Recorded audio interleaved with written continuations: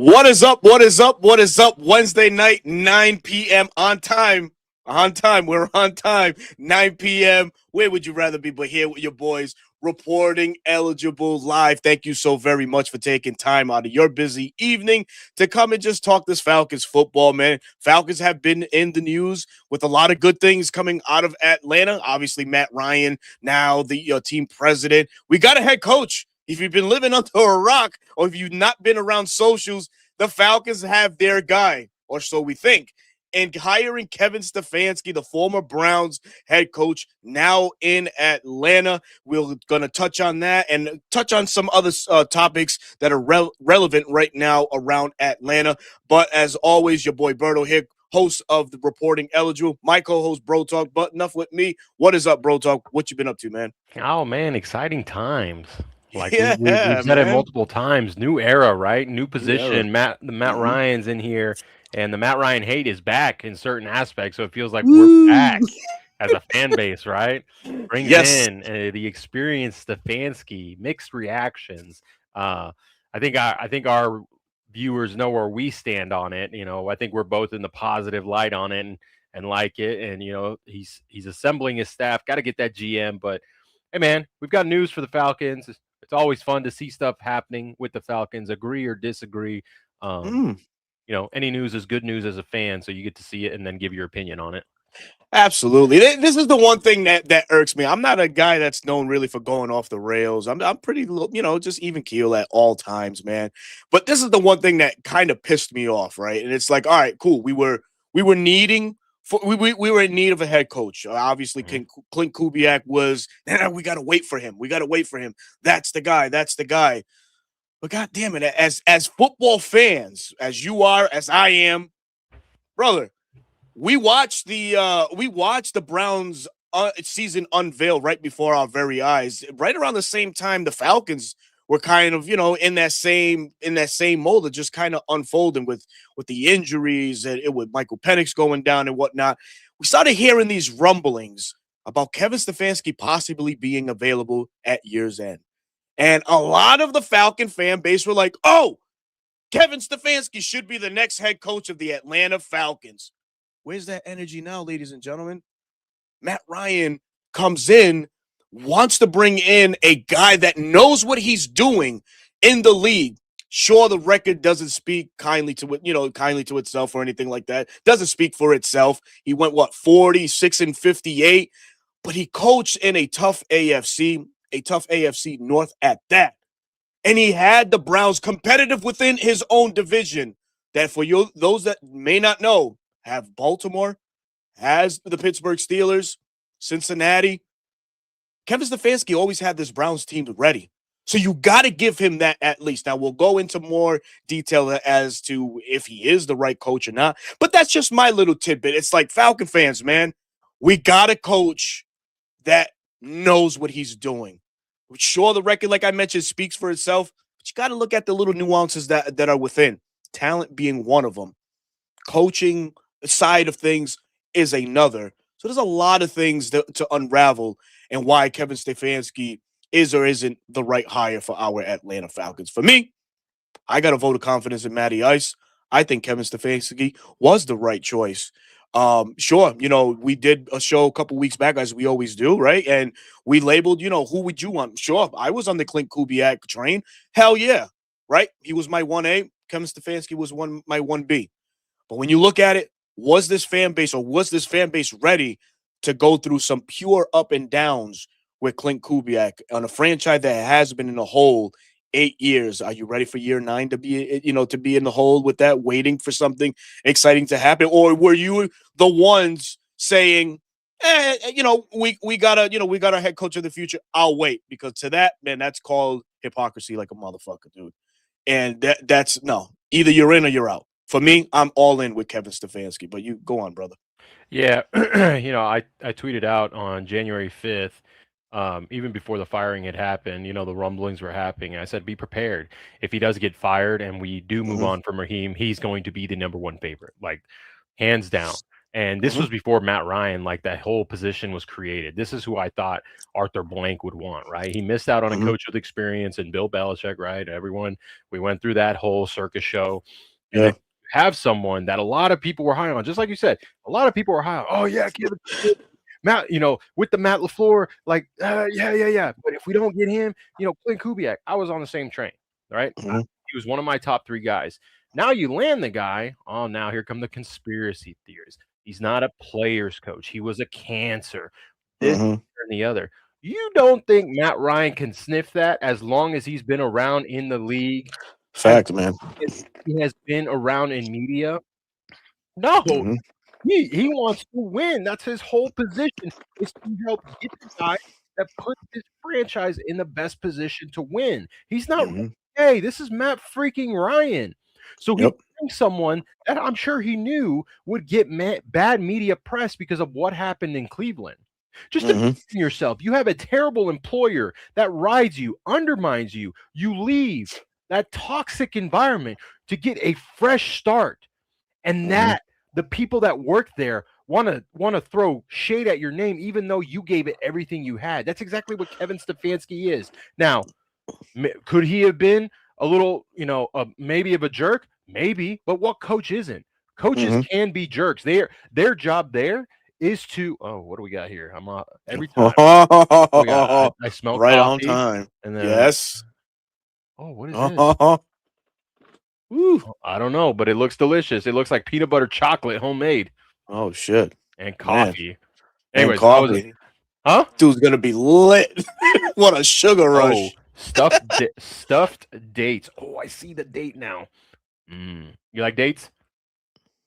Not a big fan. Okay. But teach his own. Anyways, coaches can be jerks. Kevin Stefanski could be someone that is perceived as a jerk. Hey, Lo, everyone's got their own coaching style, and it doesn't fit everyone, and that's okay. Right? Oh, man. It doesn't fit everyone's mold. And so, like, the media, the Cleveland fan base, then you got Baker Mayfield, Mayfield tweeting out last night in his freaking feelings. What are we in high school? Grow the F up. It's a business at the end of the day. Stefanski didn't draft you. He said no to Watson, but guess what? Ownership still said we're going this way. And guess what? Your agent knew, and so that means you did as well. So it wasn't a surprise, right? They let you know, hey, we're going to do this just to give you a heads up.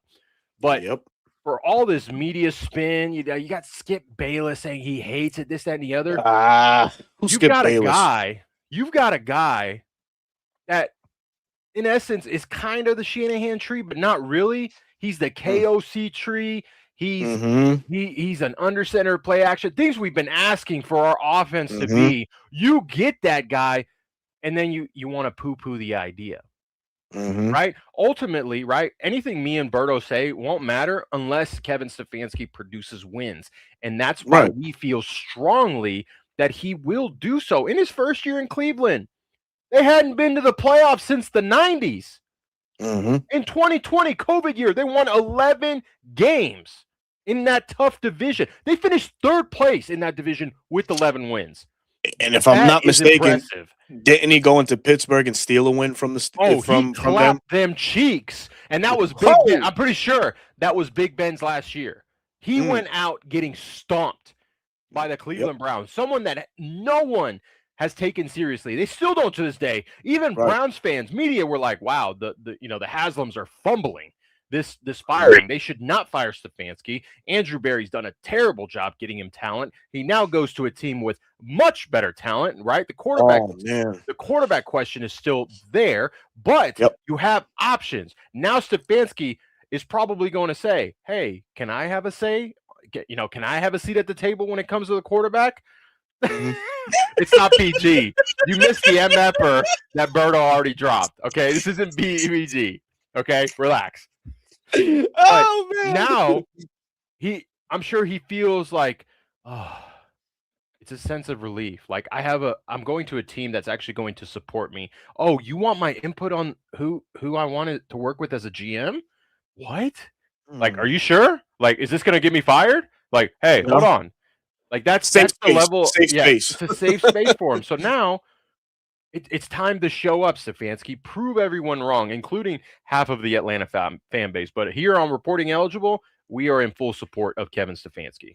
Definitely, man. I think he's going to make a lot of our individual superstars look great because that's one thing that his offense predicate on. It's very player centric. So for a guy like Bijan, this is a win. And if you saw Bijan's tweet, he's like, "Let's fucking go," something to that effect. Well, although that man doesn't swear, I do. So I'll say it like that for him. Yeah, he's super excited, right?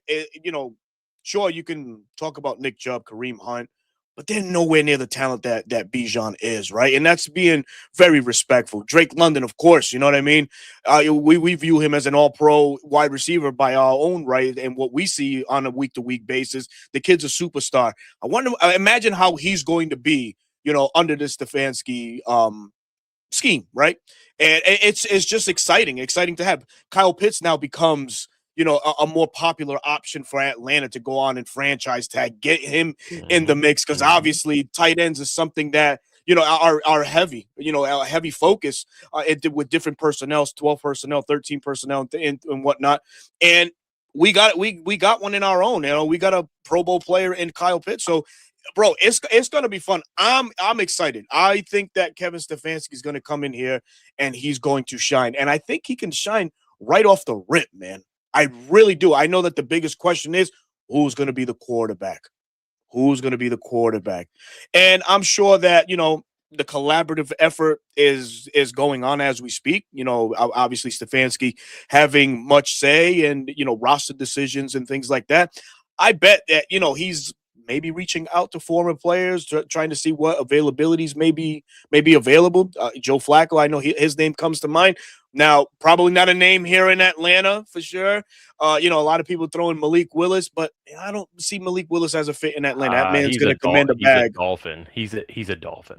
He's going to go with Jeff Hafley down to South Beach. The pool does become a bit limited, but I don't think the Falcons are going to make an irrational trade of any sort, right? So what I mean by that is I don't think they're going to go and get a Mac Jones to create a quarterback controversy because they're already sold on Michael Penix being their guy. So obviously what we need is just a bridge for now. So we'll see. It's going to be so we'll go a little sideways just so I can put this out there. I've seen people talk about it. I think it's a great idea. I put out a tweet on it. Don't be surprised if Kirk Cousins is the starting quarterback next season. Now, this is the key here is we saw the Eagles do it with Fletcher Cox. Okay. Yeah. It's too big a contract, in my opinion, for the Falcons to take on. $80 million guaranteed next year. Ridiculous. Right. And that deadline is what, the 15th or the 16th of March. Yep. You cut him. Now, this is a conversation that needs to be had with him. You cut him, but then you bring him right back and you say, Kirk, we're going to run with you this year. Okay. But when Michael, you're transparent, which I think Kevin Stefanski is going to be a lot more transparent than Raheem. Okay? I think so too. I think so too. Now he will say his one-liners that I've heard Browns media say, hey, I have to be better. We have to be better. That's just coaches talk, but I think he'll be a little bit more transparent there. So with Kirk, you're up front with him and say, hey, Kirk, we'd like to re-sign you. You'd be quarterback entering the season as quarterback one, as Michael takes his rehab. If he's ready, there'll be a competition at that point. But if not, you'll be the starter the entire season, right? That gives you a little bit of alleviation because remember, Kevin Stefanski was the offensive coordinator for Minnesota for 1 year with Kirk Cousins. They had very good success there. And Kirk Cousins is very, very comfortable in that play action style with an H-back, an 11 personnel, 12 personnel. And, his wife is from Georgia, Atlanta specifically. Yeah. The worst thing that you could do is move your family here and there. So I think Kirk would be enticed to do that. And then it would help, hey, Kirk's father-in-law, if you're in here, convince your son-in-law to take the cheaper deal and stay here. Do you know what Kirk Cousins' completion percentage was when them two were in Minnesota? Hit me with it. 70%. Woo! What year was that? Oh my God, what 2019? 2019? 2019. Woo! And now that was a younger Kirk Cousins, right? And Sure. he didn't have a I'm sorry, a Justin Jefferson back then, or did he? No, that was No. COVID year they drafted him. Yep. That was the And year one before. thing that we saw, I don't know if you got this little bit. Matt Ryan did a pod earlier today, or early in the week, and he talked about just really making it simple for your quarterback, right? So Mhm. give it the layups. So that's the 5 yard passes, the extension of the run game, which is that Kirk can come in and do exactly just that and be mightily effective when you have so many great players on your offense. So who knows? And to your point, man, I think he can come back. And a lot of people worry about the 67.9 million that's on the hooks for next year. That can be amended, man. There's ways around the salary cap, as we've seen so many people do, throughout the league. So many GMs do throughout the league. I'm not even tripping off of that, man. I really ain't, man. Just like I'm not tripping off of the cap figure that we have this year. Atlanta will be buyers in free agency, Yeah, bar none. I think we're gonna make some, restructures. There'll be some cap casualties. If they do end up cutting Kirk, it saves up some money.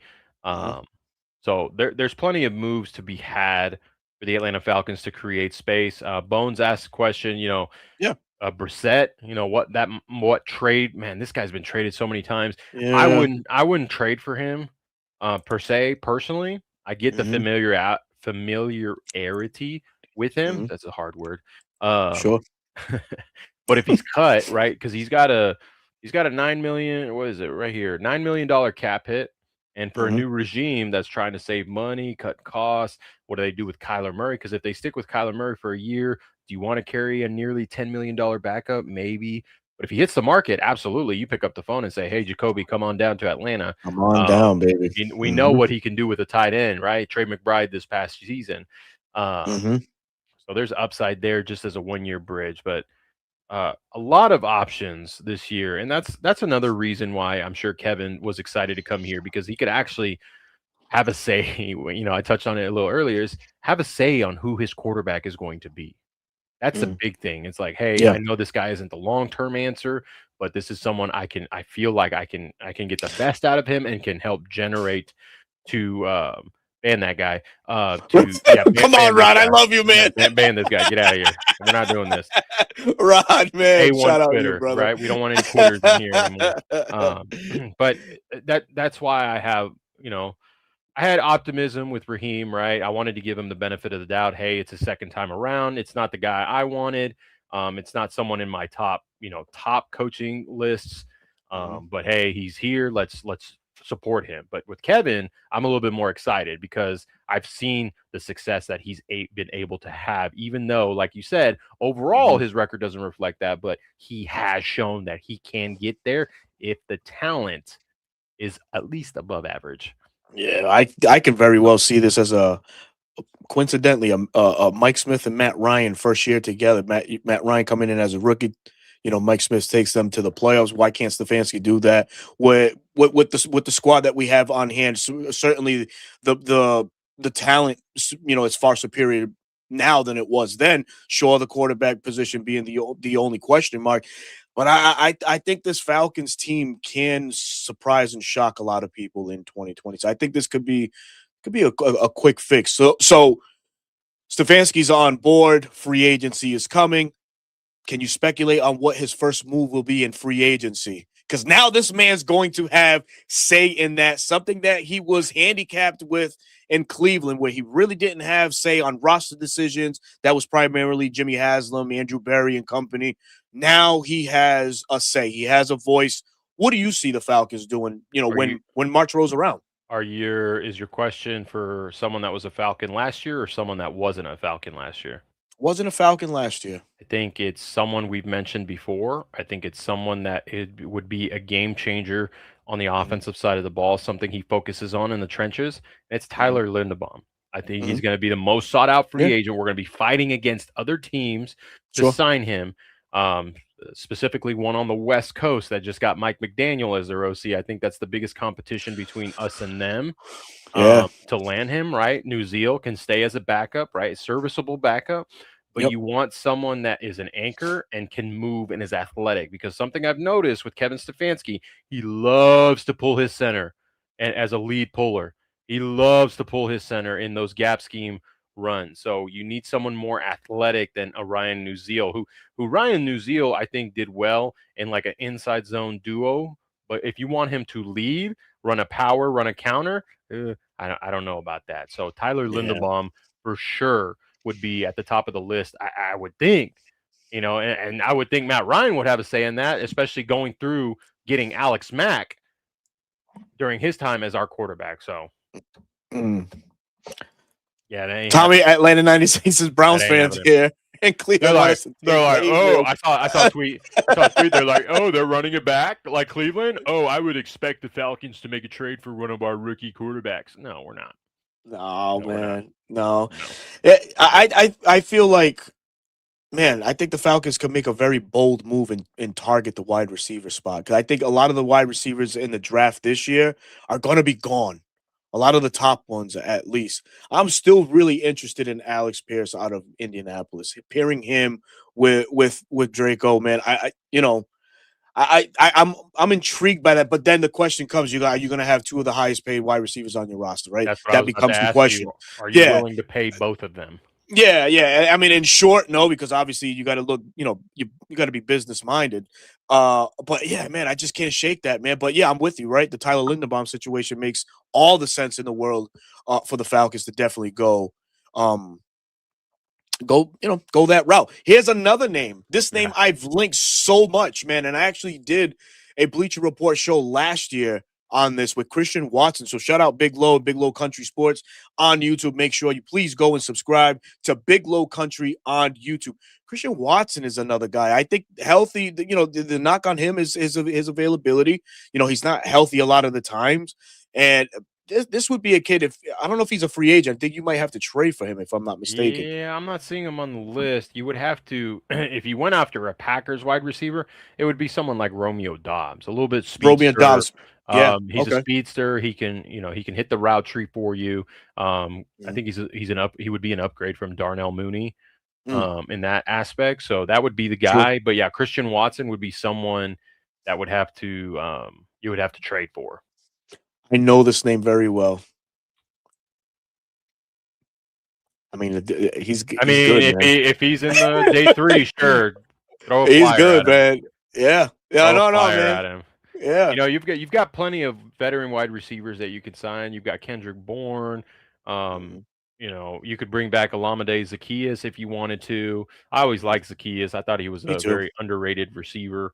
But there's plenty of good, serviceable receivers that won't break the bank. Someone Wandale Robinson, I like him out of New York. I liked him coming out of Kentucky. A little gadget guy that Stefanski could utilize with Draco.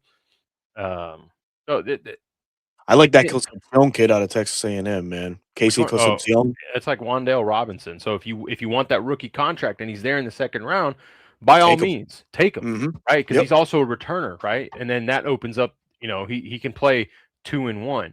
Do y'all consider Mm-hmm. Drake a legit number one wide receiver? Go ahead, Berto. You go I first. do. I do. Absolutely.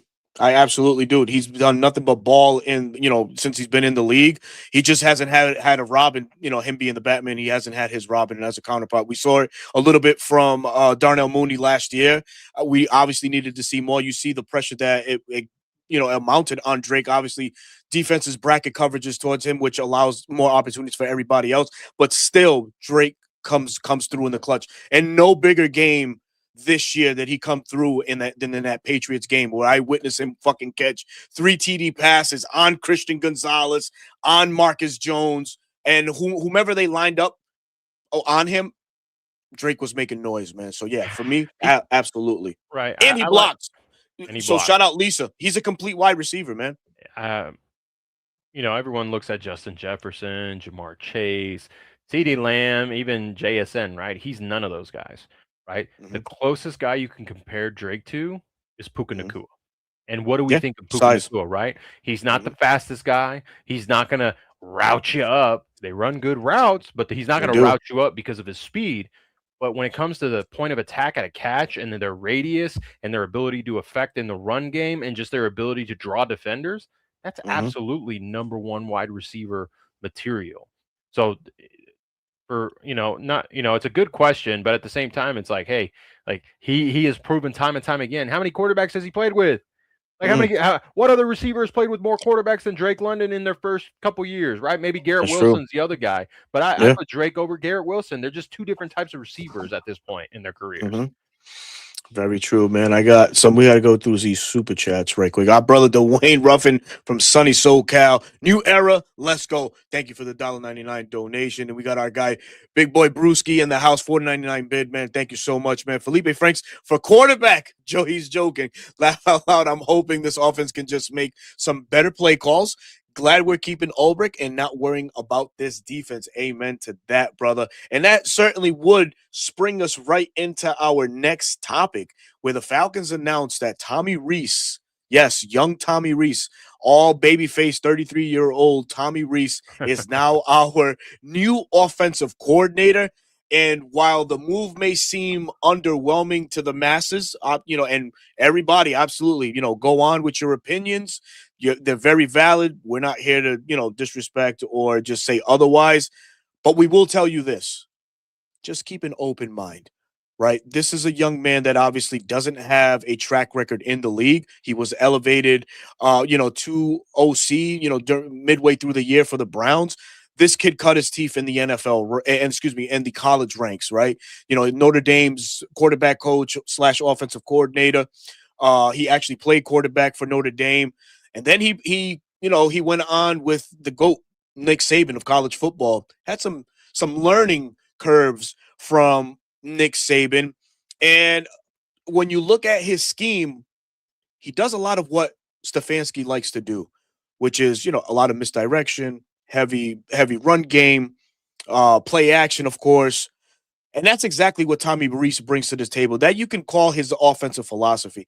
I think that's one of the reasons why Kevin is still entrusting him to come here in Atlanta and have the same role, limited role that he had with the Browns, but a full-time one here in Atlanta. And bro talk and I were talking before we came on air. I mean, like, this is something that you have to allow to unveil itself, right?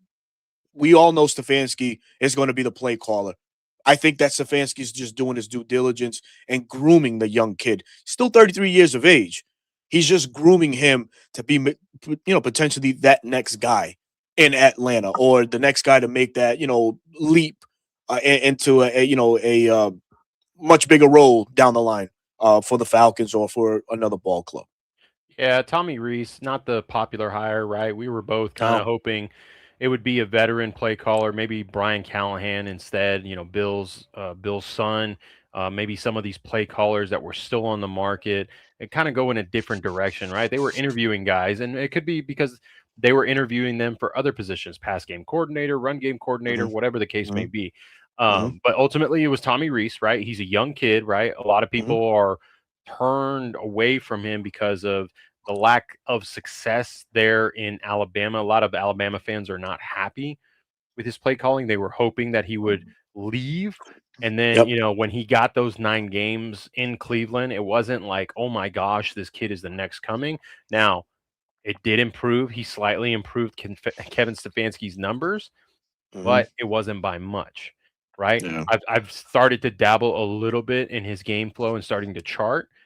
So Hmm. far, I see the vision, right? And it was a Hmm. poorly executed offense because of a number of reasons, right? Receivers not running their routes right, quarterback play Hmm. being below average, Yeah. blocks not Offensive being, line. offensive line not being there, right? Their offensive Hmm. line, it's time for the Cleveland Browns to, they had a solid line. It's time to pick it apart. It's time to restart for them. So I see the vision. Like you said, Stefanski, we all expect, all the reports are saying that he will call the plays. Reese Hmm. is just there to help game plan, help manage meetings, help build himself, but also help Kevin in so many roles with the offense. Um, and Kevin feels comfortable enough to say, hey, maybe, hey, run the offensive practice. I'm going to be over here with the defense, taking a look to see what we're doing today, checking in. Hey, let me go check in on special teams, things of that nature. right? Because ultimately, Kevin is not just the offensive play caller; he is the head coach. He's got to delegate the work, so his Hmm. team, not just the offense, his team is ready. So, um, I get it. I wasn't like excited about it. I was kind of like, Yeah. prove me wrong, Kevin. So yeah, Prove me it's wrong. so many options, right? And they, like, I started to think like, oh my god, we could finally see perhaps Joe Brady in Atlanta. Oh Obviously, my with god, that would everything have been like a that home happened. run, man. Oh man, yeah, exactly, right. So I was thinking, listen, man, I was amped, and I had texted you a while ago, like, man, what are the chances that Sean McDermott gets fired in Buffalo this year if he I doesn't, didn't think it was gonna happen. I told you that, and then boom, yeah, they fired it the wrong happened. guy. Yeah, yeah. And then, obviously with that happening, the offensive staff, the defensive staff, you name it, everybody can pluck from it.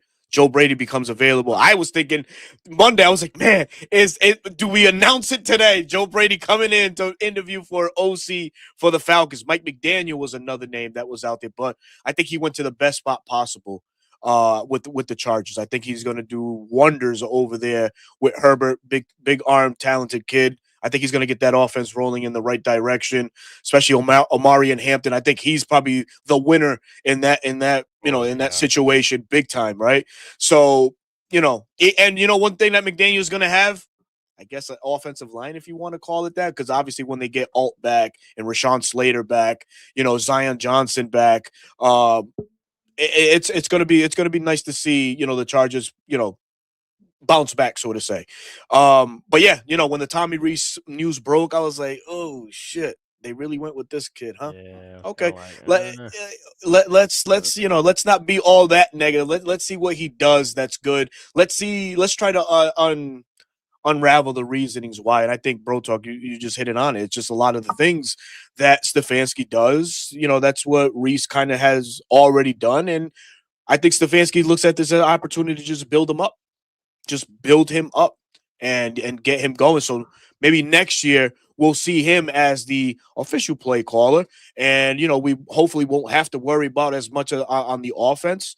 And Stefanski could just make all the right coaching decisions, right? Because what's one thing that's hindered the Falcons, in recent memory is coaching decisions. In game situations, adapting to situations when they go left, right? Raheem wasn't known to do that. We probably won't get the blank stares to the Halo board as much with Stefanski. Stefanski looks like a rah-rah guy, a guy that's going to hold players accountable. And that's one thing that we've heard a lot about within Atlanta now is accountability and have collaboration. you seen Yeah, the video of him walking the facility with Matt? Can we curse? Yeah. Let's Well, fucking go. well, he seems so different. Like he already Yeah. seems like a 180 of Raheem. Raheem was like, "Hey, what's up?" Like big energy. Kevin's like, "Hey, nice to meet you. Let's get to business." He already joked with Brick. Hey, one of Yeah. us has got to shave our beards so they can tell us Mm. apart. Yeah, man. That was fun to see. So Kevin seems like he looked refreshed in his face, but he doesn't seem like that. He almost reminds me of a different version of, just someone that's been in the spotlight recently, Kurt Signetti, right? Kind of like Mm. the Yep. same all the way across. It's very hard to tell if he's excited or not. He may crack a smile, kind of crack a joke, but this guy means business. And that's what I kind of like, right? Everyone was upset about Raheem because he always smiled. He was always dapping people up, this, Yep. that, and the other. But now it looks like we have a coach that wants to win, doesn't care if he hurts your feelings in the making, right? You have a quarterback in the division that's already running his mouth. Our coach is, he's Mm. probably going to get asked that in the presser, and he's going to say, "Hey, I don't have a comment on that. I'm focused on the Atlanta Falcons," which is great. That's what you want, Yeah. right? That's the same type of answer Bill Belichick would have given you, and there were plenty of people that wanted Bill Belichick here. Yeah. Let me get your thoughts right quick because obviously, the OC dragged a little bit, right? In trying to find the candidate, but the Falcons went out of their way really to interview some interesting names. One of which, within the division, Brian McClellan, the pass game coordinator, I think he was for the Buccaneers, and then we got another gentleman from the Arizona Cardinals, Drew Terrell, as well. I mean, this is what I'm liking already about Matt Ryan. He's really going in the weeds of the coaching aspect and really trying to find people that may or may not have similarities, but try to merge certain things. And that's what I appreciate about Matt. He's like I mentioned before, dude. He was a cerebral player. I think he's going to be the same thing as team president. And I think these little moves like this, getting people to to come in or to interview, is a right thing. But any of those two names, like sparked any interest in you when you heard them come through the The, the the media? Yeah, the pass game coordinator from the Cardinals, because I saw some comparisons. There are some great bright minds Mhm. in the space of Twitter. I'm always looking to see what they have to say, and Absolutely. you kind of think, and you're like, I don't really agree, or wow, I didn't even think about that. I haven't been able to dive in as quickly as some of these other younger creators. That's life, and so I Sure. use them to, they're a very bountiful. They have bountiful information. Hmm. The comparison there was Kyle Pitts is Trey McBride, Drake London is Marvin Harrison Jr., and then you get yourself a Michael Wilson, right? Oh, That's the type of passing concepts you can get from bringing someone in like that. So I was really excited to see that and get that comparison, because it was like, okay, yeah, like even though the Cardinals record didn't reflect it, they were one of the heaviest passing offenses in the league. they Now, were. granted, it could have been because they were always down and their running game was non-existent once James Conner and Trey Benson went down. Hmm. But um, it, if we could snag someone like that, right, that's a free agent technically per se, right? We don't know if he's going to be retained by the new coach, right? Hmm. Apparently, Raheem is still in the running. Raheem may be the head coach of the Arizona Cardinals, because it seems like no one wants that job. And same thing for Hmm. the Cleveland Browns. No one wants that job. So if we can bring someone in like that, I would get excited, right? Yeah. Someone from Tampa that worked under Grizzard who got fired, not really. I Hmm. think I think that's more Matt Ryan kind of. Hey, Hey, yeah. what do you know? What do you know? I'll give you an interview, but what do you know? What do you know? Yeah. Yeah, yeah, yeah, yeah. I see it. I see it, man, for sure, man. And keeping the offensive theme, obviously the Falcons, were under a remake, so to say, with the coaching staff. Obviously, Bones is go-to man. Oh, his favorite man on the coaching staff. Dwayne Ledford, sadly no longer part of the Atlanta Falcons, which he is going to be a hot commodity Mhm. when right now. As a matter of fact, he's going to garner a lot of interest. Listen, one thing that Dwayne has done in his time in Louisville and in the college ranks and with the Falcons he's been able to coach up these offensive linemen. Mhm. That's one thing that he's known for. But out with him, in with the GOAT and Bill Callahan, man, the goat of goats, man, a man that has seen just legendary players through his time of coaching, man. He's turned 70, I believe, next month. But damn it, just some of the names, DeBrickashaw Ferguson. I'm crying.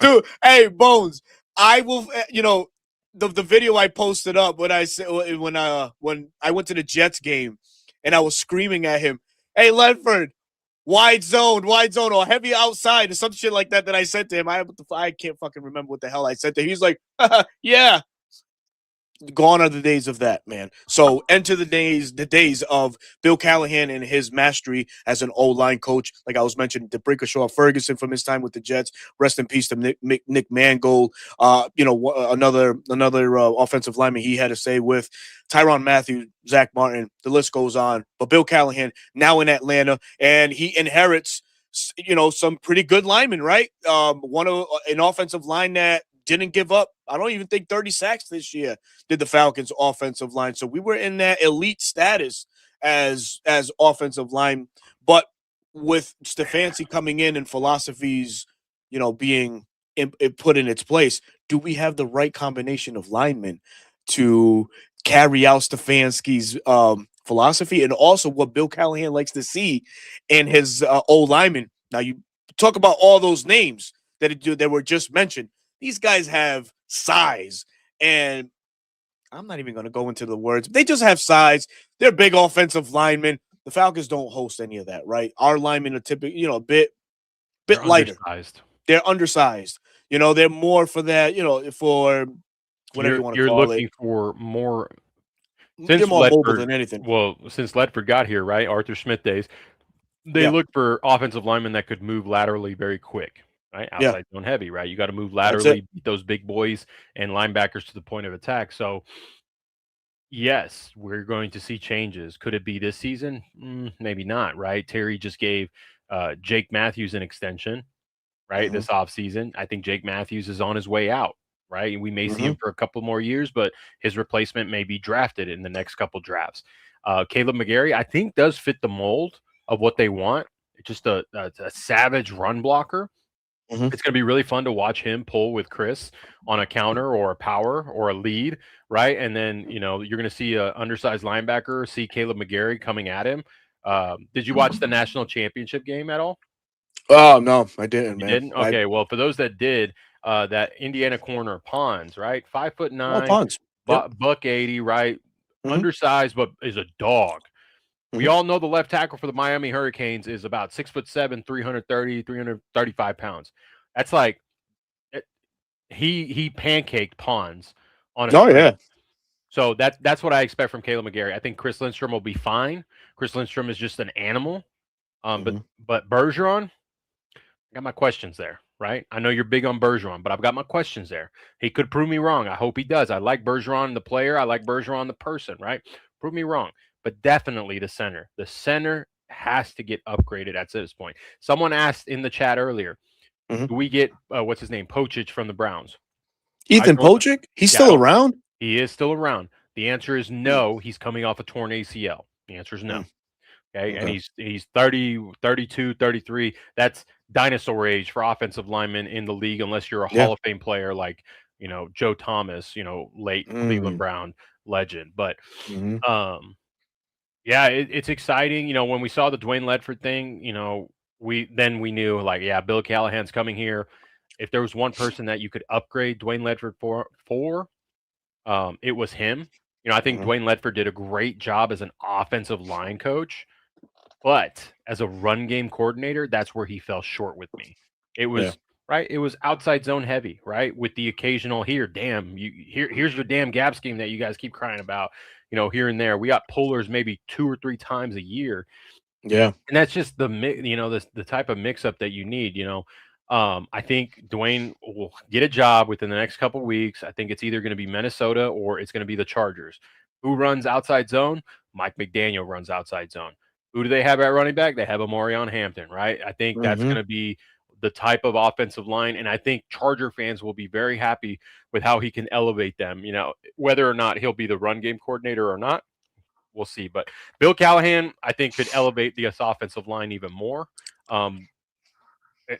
I like so far, right? Again, I think Bill Callahan had a couple bad years. Tennessee's offensive line isn't great. He followed his son there. Everyone's like, "Oh, Bill's here. He's gonna take him to the moon." Didn't right? But sometimes that falls on the players, right? We know the caliber of the coach that he is because of his track record, right? Everyone always looks at the track record, and Bill Callahan has that. He is a. Y'all hear that? No, what was that? I thought you froze, dude. No, it came from your mic. It sounded like dong. For real, really? I was like, is he frozen? The hell? Gotcha. Oh shit, my bad.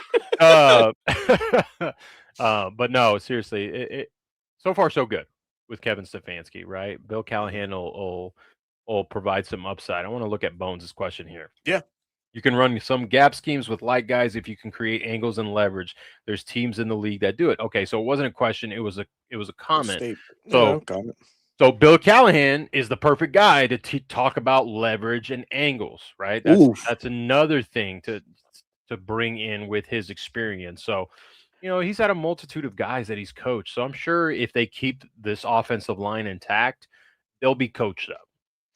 Who in the chat or even you have heard of Big Bertha? Do you know who Big Bertha is? Yeah, I know what Big Bertha is. It's not a who, it's a what. It's a what? It was a That's sled. Exciting. It is a sled. Sled created by the great Bill Callahan. How much does it weigh? 380 pounds. And you have to have the right leverage, the right angle to be. Yep. You can be the strongest person in the league, but if you don't have that right angle or right distribution of where you're hitting it, you're not moving it. So that's another key point to what Bones says, right? Bertha teaches you that of where exactly how to drive, how to push your hips through, where you're punching, where to have your hands. I'm getting all excited because your boy Bro Talk used to be an offensive lineman. So this gets me amped up. So Yeah, it is going to be exciting. We'll see training camp clips of Bertha. We'll get to see the That's gonna be big dope. boys. I'm sure Caleb McGarry's itching to get the helmet Oh, back on, right? He's mhm. had a whole year to get ready. So it'll be exciting to get Yeah. Caleb back on the field. Yeah, that's one guy I think, he's gonna hit the ground running because his injury happened where, the last day of training camp, right? So Yes. he's Yeah, that was a gut punch for all of us. that really was, man. So he's already like 5 months removed from surgery, so he's Yeah. well into his, Well, we never got rehab. confirmation that he had surgery. I would assume that he did, but it never came out that he had surgery. Oh, well, there's another one. Jesus, man. Let's see. Man, so, gotta talk about, obviously the retention that we had in Atlanta, and that's, Jeff Ulbrich, man. Jeff Ulbrich signed Ooh. a Yeah. a new 3-year deal with the Falcons, keeping him there. Obviously, Stefanski respects Ulbrich, and Ulbrich is trying to make his name for himself again, with the Falcons. This Falcons defense soar heights that we hadn't seen since the early 2000s. 58 sacks to finish the year. It was an incredible turnaround. An incredible turnaround this Falcons defense had in just 1 year with Ulbrich. And, obviously we saw what Jalen was able to do, James Pierce Jr., just all the rookie contribution and the second year guys that really exploded onto the scene like Brandon Dorless. Now Ulbrich gets a chance to add on to that nucleus of guys, and we can maybe even see a better defense in 2026, and that's exciting. Now, obviously, with this also comes a fear, right? Because Nate Ollie, we don't know Mhm. what's going to happen with Nate Ollie, and Nate Ollie and Ulbrich were brought in, and at the same time. So Ulbrich, Ollie, they do have ties to one another from their time with the Jets. I don't know whose call it's going to be, but I'm almost certain or almost positive that Nate Ollie does get an extension of some sort with the Yo, Falcons in the coming days, man. yeah, I do agree. I think Kevin will ask Jeff, who he wants to retain on his staff. Kind of keep the continuity of what they had last year and continue to build off of that. And I think Nate Ollie's name is going to be at the top of the list, right? Mm-hmm. The bread, what's the saying? Pudding is in the pie. Pie is in the pudding. Um, You ever heard that one? Something like that. Anyways, you get what I'm saying, chat. But Got it. I think he's proven that he's worth the guy. Now it was interesting to hear that other teams are looking for his services. So Mm. I think he would like to come back, right? I think the defensive line guys would love to have Nate back. They all talked about his energy, and that's what we Yeah. need. There we go. Proof is in the And pudding, put the right? pudding. Shout There we out go. Brendan, Thank you. man. Shout Thank out you. Brendan, man. Thank Oh, you, chat, for the W. yeah, Brett is man. hey man, hey, look at me. I didn't remember. My bad.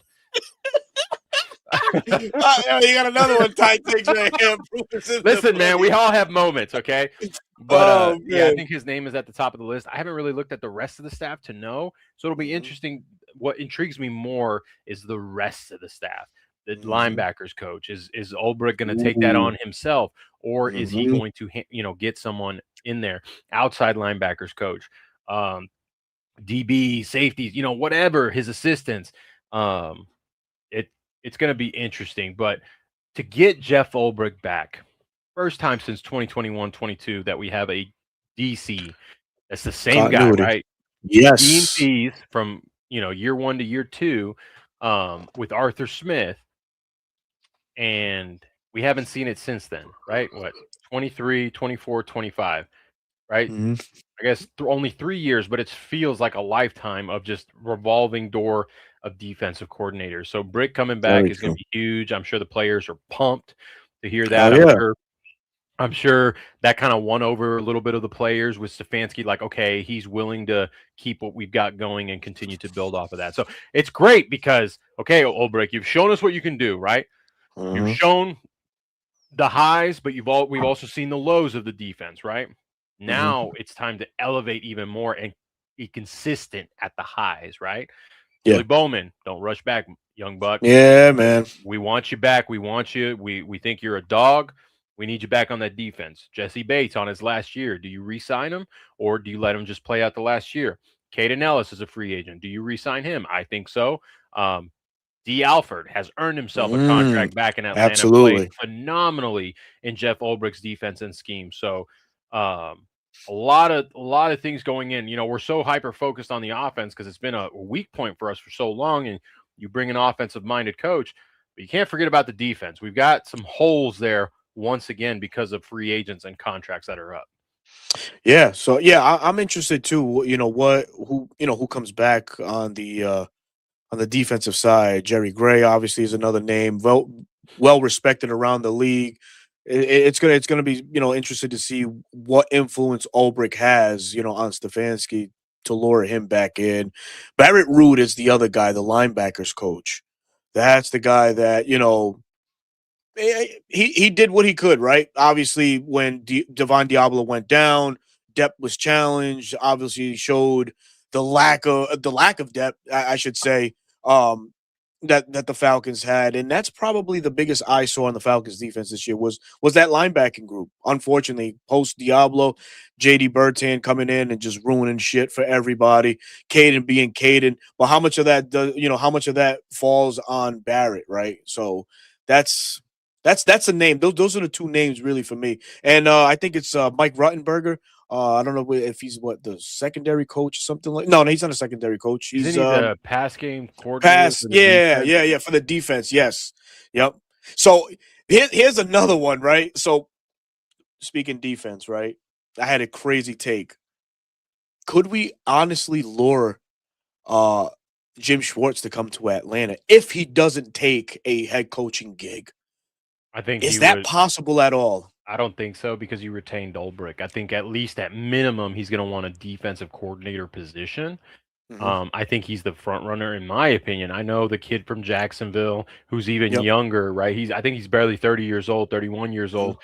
getting head coaching um, opportunities, but I think Schwartz is going to be really and truly the only guy that takes the job. He'll get promoted, but if not, I think he goes to one of these teams that need a defense.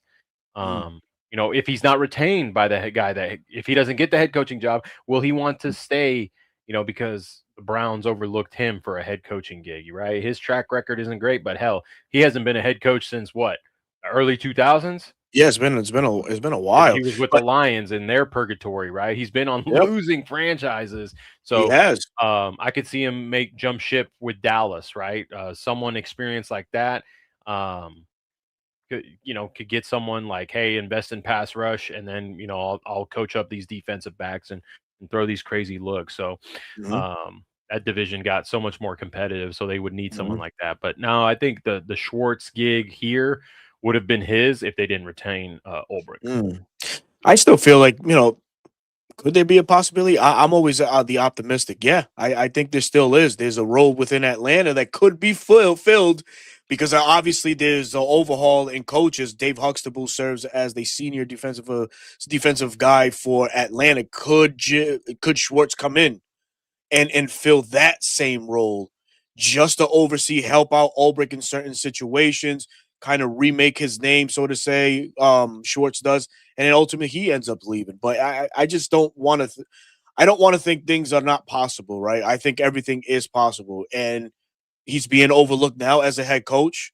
I'm sure that he's gonna want, some say in what draft processes are, and that's coming up soon. Free agency is coming up soon also. So I don't know. Maybe there is a possibility, but if it does come to fruition, holy shit, man, that's a rock solid duo running the defense, having somebody oversee and then having Ulbrich just implement and just hit the ground running.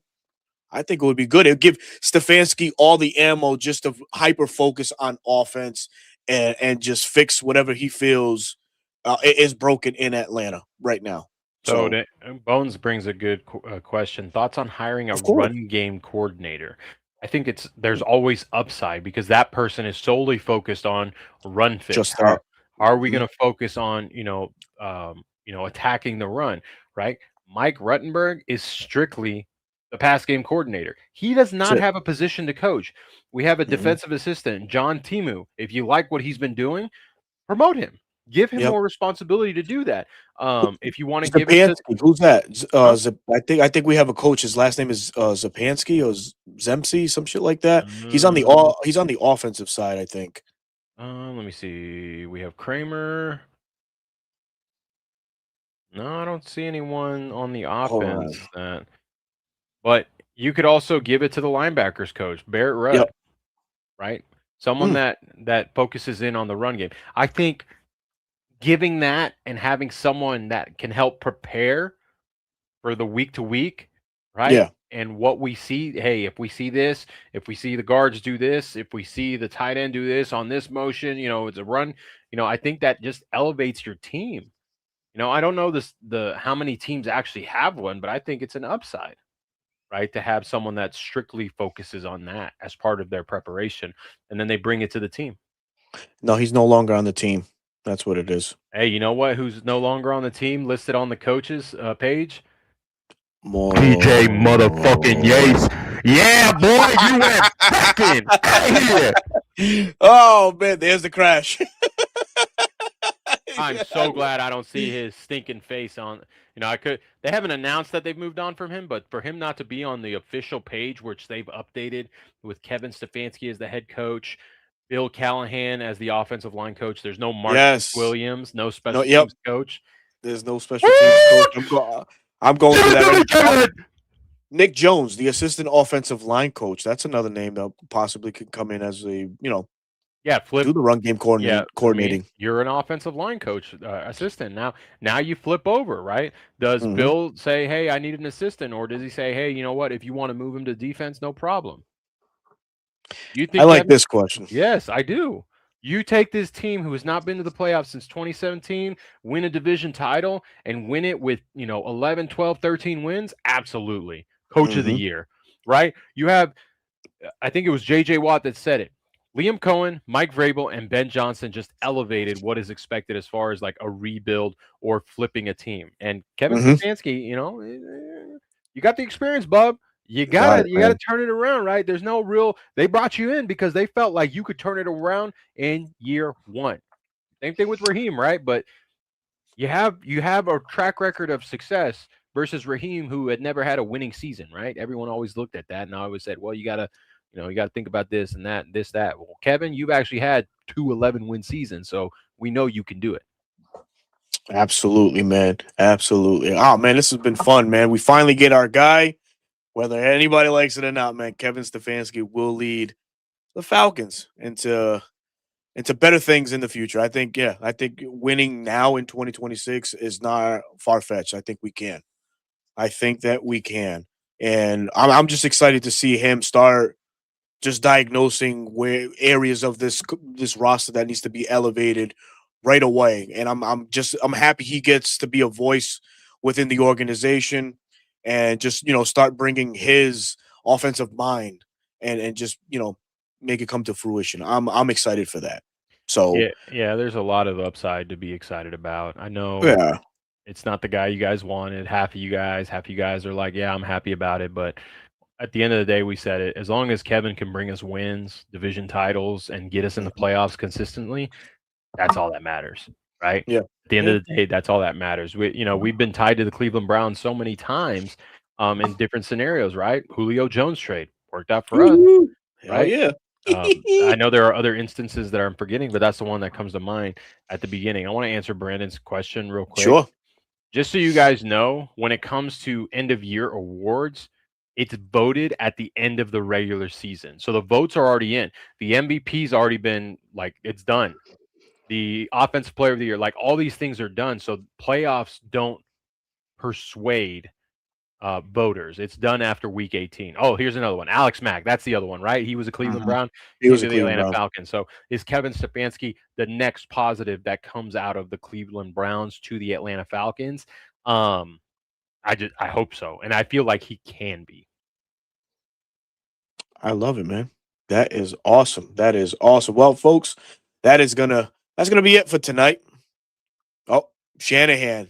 Yep, that's another Oh, one. Eric's cooking, man. Yeah, there you go, Eric's Eric. cooking, man. Yeah, Good man. Oh shit, that's true. He came right after the 2014 season.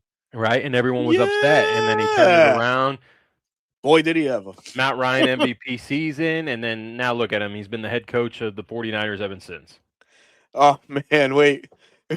Skip and Baker say otherwise. Oh man, those When has two, Skip man. Bayless actually had a good take? I don't know, dude. I don't know. Brendan says, "Thanks for the lesson, bro. Talk didn't know. Awesome, man. Exactly. And if you want to hear from more from Bro Talk, let the folks know where they can find you, my friend." As always, your short form media guru content, Falcon centralized, but also NFL centralized. Instagram Reels, YouTube Shorts, TikTok doesn't matter at Dirty Bird Central. That's where you can find me. I'm already in preparation of dropping my yearly now because this will be the second year I do it of Mm-hmm. perfect offseason for the Falcons, what I think they should do. I am waiting to see who the GM is and announce before I drop it. But you can catch it there on YouTube when it does drop. I'll put a tweet out there. And speaking of tweets, if you want daily thoughts, daily I wouldn't say trolling. I occasionally troll. The Baker Mayfield tweet got me all hot and bothered because I don't like the guy. I think he's one of the most overrated quarterbacks in the league. But if you want to see that and maybe a crash out here and there at BK squared 7 on Twitter. Crash out? No, you? Come on. Come on. What are you selling here? I mean, I'm a little. If I do crash out, it's a sight to see. Oh no, it's fun. Definitely fun, man. As always, I'm your boy Berto, host of the 95 North Falcons Talk Show. Also, the other half of Reporting Eligible, coming at you live every Wednesday night, 9 p.m. And starting now on February 1st, back on Bleacher Report from now until July, giving y'all Falcon fans the content y'all deserve, man. And some big things coming through for myself on the Bleacher Report side. So make sure y'all tune in for that. And with that, man, hold on. Hold on. What? Let me just see real quick. Thought the Birds weren't hiring Reese too many experience or proven OCs. Yeah. They yeah, we went over that already. Yeah, Is what obviously it is we at this weren't gonna point. wait, man. We weren't gonna wait. Tommy Reese has ties to Kevin Stefanski. Kevin Stefanski just trusts him more than anything right now. So we just gotta go roll with that. But Gotta hope. we gotta definitely hope. But until then, man, join us back next Wednesday night, 9 p.m. for some more content, man. Reporting Eligible will be back. And hopefully by then we have a GM. Hopefully. If if not, we'll dive into some GM prospects. But until then, we'll give you your Wednesday evening back. Everybody, be chill, be cool, be calm, relax. Peace.